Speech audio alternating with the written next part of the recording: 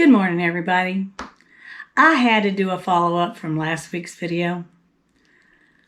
After everything that has happened this week, I had to do a follow-up.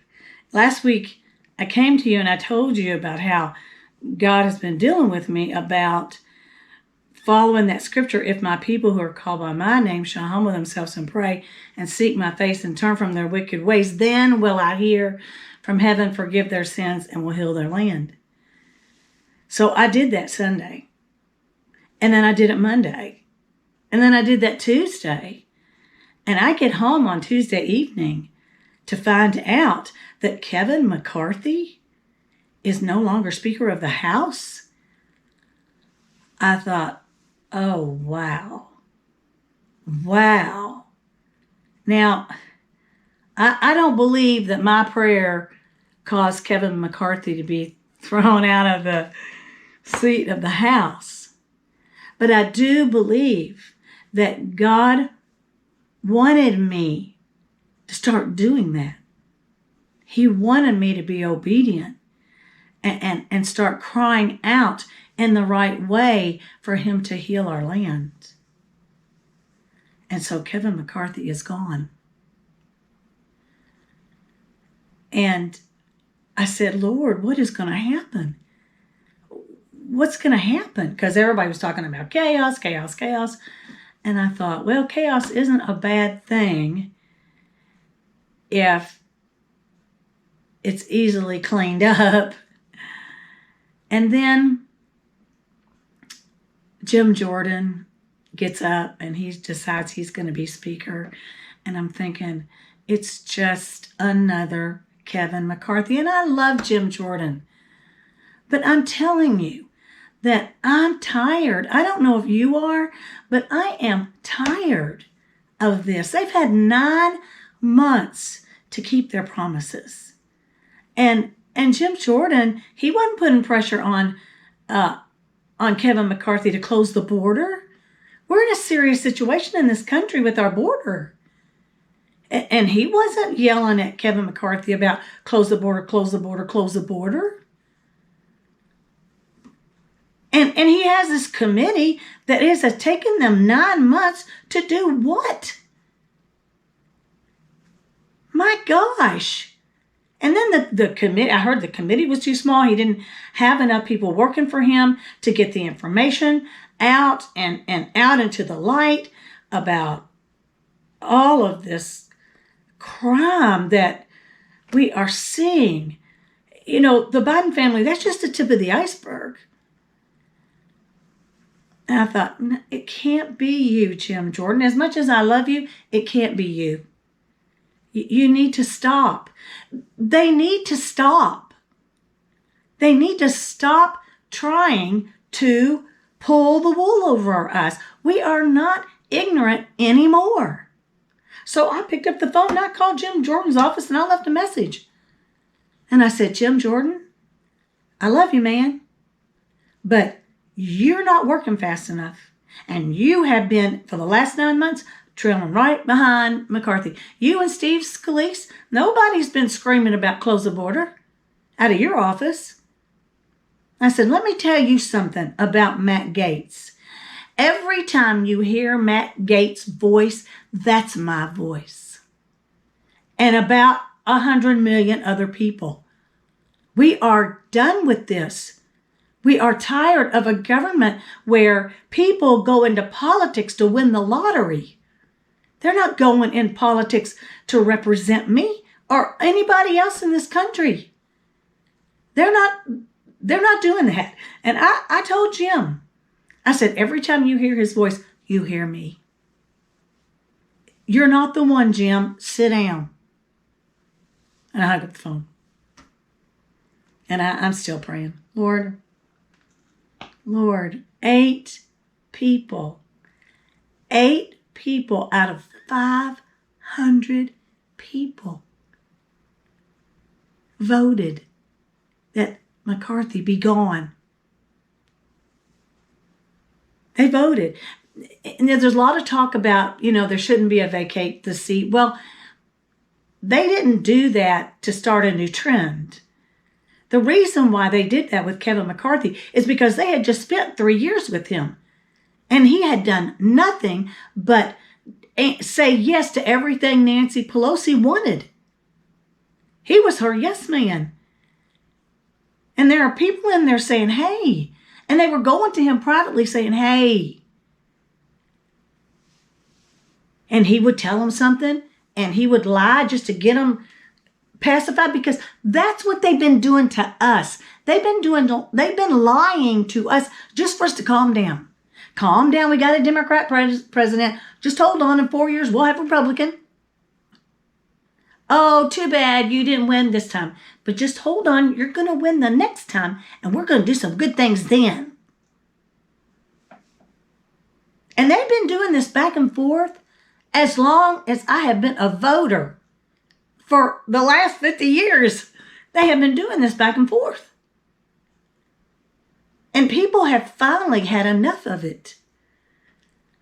And when the mainstream media starts pushing the agenda, boy, there were some people who said, we are in trouble. We have got to have a media that is getting the truth out.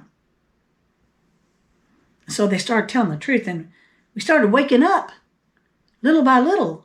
We started thinking, why do they get so much money after they leave there? They can only go there and serve for a 4-year term or a 2-year term. And they've got benefits for life. And here we are struggling to have a life for ourselves. And we're shoveling the tax dollars up there. Shoveling the tax dollars. And there isn't anybody in this country that wants to see somebody in poverty. None of us do. That's why this has worked for so long, because they've been telling us, oh, we need this money for the poor. We need this money for the poor. And we were all in agreement with that. We want the money to go to the poor. We don't want people in poverty in this country. None of us do.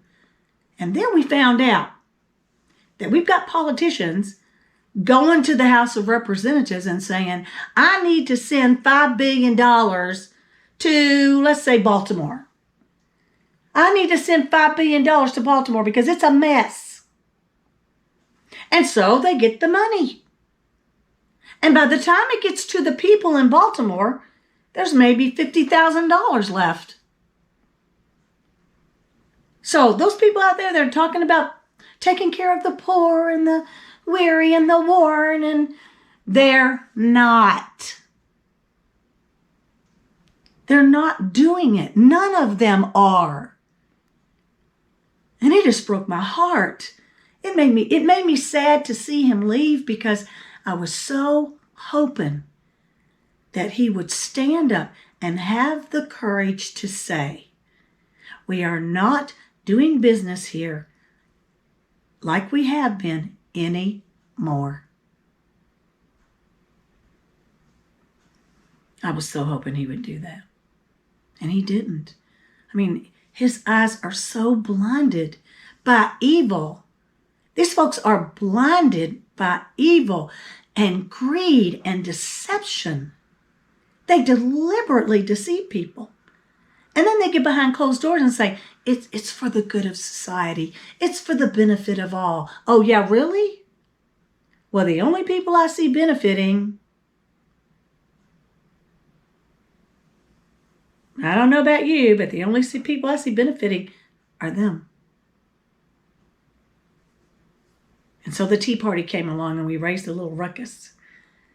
And they quickly, patted that down. But they can't calm us down anymore. And I was praying about this to the Lord. And I said, Lord, those 8 courageous people, and I think one of them was a Democrat, who said, no more of the same. The budget has to be balanced.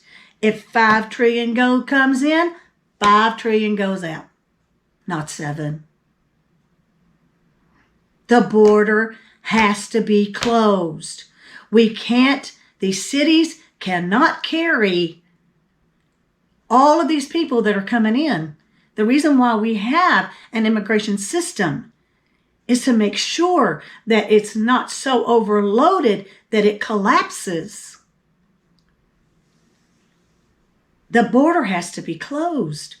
We have to have bills that come into the House. People want them to be funded, and they need to be that bill. And then I saw some of this on social media this week. I saw Matt Gaetz talking about a bill, and he said, we've cut $4.6 billion from this bill. And this little old lady from California, I think her name, I think it was Deborah Lee, I'm not sure. She's talking about the poor children in Africa. She's talking about how they need health care, how they need clean water, how they need this, how they need that. And aren't you supposed to be the group that's for life? And Matt Gaetz turned around and said, I cannot believe you said that. When our own country, we have people starving in our country. And they need to be taken care of first before we go out and go take care of somebody else. Now, the problem that he can't say because of where he is, but I can say, how much of that $4.6 billion is going to end up in Africa to help poor people that need medicine and all that stuff? How much of it is really going to end up there? That's the problem.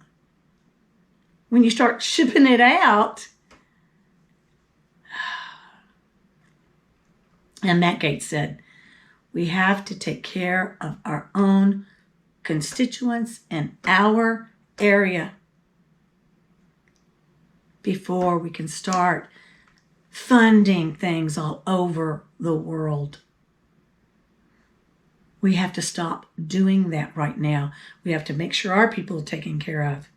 And our people, the poverty situation in this country is taken care of before we can go someplace else. And I am praying. I saw that and I thought, thank you, Jesus. I'm praying. That's what I'm praying for. I'm praying that people will go to Washington, D.C. and have some sense about them. And only 8 out of all those people, and the people, even some of the brand new people, got up and just lied and lied and lied. And I'm saying, Lord, what are we gonna do? I said 8. 8 were brave enough to stand up. And this thought went through my head. I spoke to every person's heart in that room, but only 8 heard me. And that just broke my heart. It just broke my heart. It made me so sad. And then get finished with work Saturday, and I find out when I go out and I check my phone that Israel is at war. Israel is at war? How in the world? I'm just shocked at what I saw. It was horrible. People are talking about how horrible Israel is. Well, these people were really horrible, and they were equipped. They were equipped with tanks and drones and and rocket shooters. These people were equipped. Where did they get that equipment? I tell you what, I believe that a study is going to come out and they're going to find out that equipment was either what we sent to Ukraine or it was what we gave to Afghanistan.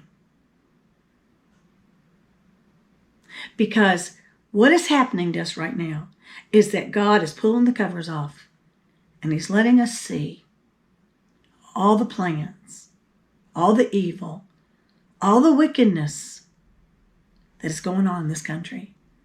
And He is serious about doing something about it. So I wanted to follow up with you, and I wanted to tell you, keep praying. If my people who are called by my name shall humble themselves and pray and seek my face and turn from their wicked ways, then will I hear from heaven and will forgive their sin. Not the sins of the world, the sins of his people, and will heal their land. Bring peace. Every person in this country under the Constitution has the right to life, liberty, and the pursuit of happiness. And every single member of Congress in Washington, D.C., and the president and the president's administration, this is what they're supposed to be doing. They're supposed to be making sure that we have life, liberty, and the pursuit of happiness. So keep praying. Don't stop. I believe we'll see things change. Don't you?